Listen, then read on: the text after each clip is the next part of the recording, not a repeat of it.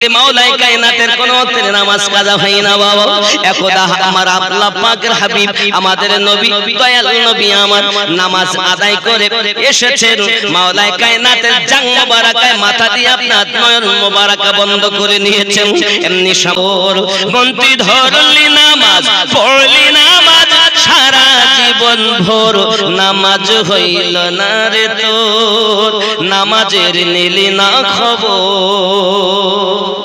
চিন্তা হবে, নামাজ ধরলাম পড়লাম হইল না, অবস্থা দেখে। নামাজের ভিতরে তোমায় মশায় কামড় দিলে, নামাজের ভিতরে তোমায় মশায় কামড় দিলে, মশা তুমি আগে মারো রুকু সেজদা ফেলে, নামাজ হইল না রে তোর, নামাজের নিলি না খবর। মন্ত্রী ধরলি নামাজ পড়লি নামাজ সারা জীবন ভোর, নামাজ হইল না রে তোর, নামাজের নিলি না খবর। আল্লাহুম্মা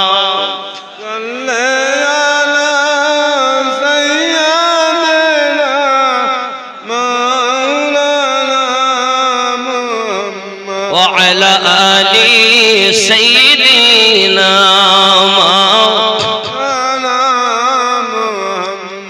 এই নামাজ কেমন? প্রিয় রাসূলের নামাজ দেখলেন, জিহাদের ময়দানে গিয়েছেন, হযরত আলী কারামাল্লাহু ওয়াজহুল কারীমের পায়ে আপনার তীর ঢুকে গেছে, বার করছেন, সব টানছেন, বার হয় না, কাঁদেন, আরে হাত দিও না, আমি সইতে পারি না যন্ত্রণা বেদনা।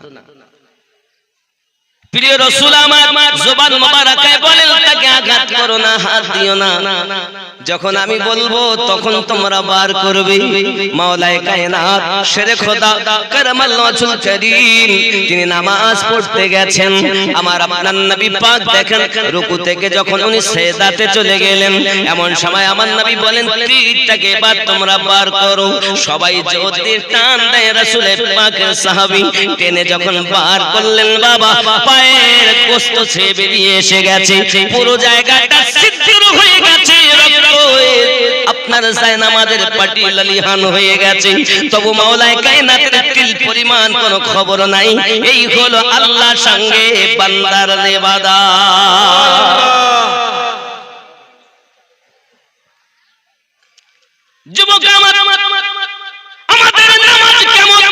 মাওলাই কায়নাতের নামাজ কেমন একটু খেয়াল করুন। যিনি হলেন বেলায়েতের সম্রাট, যিনি হলেন বেলায়েতের সম্রাট,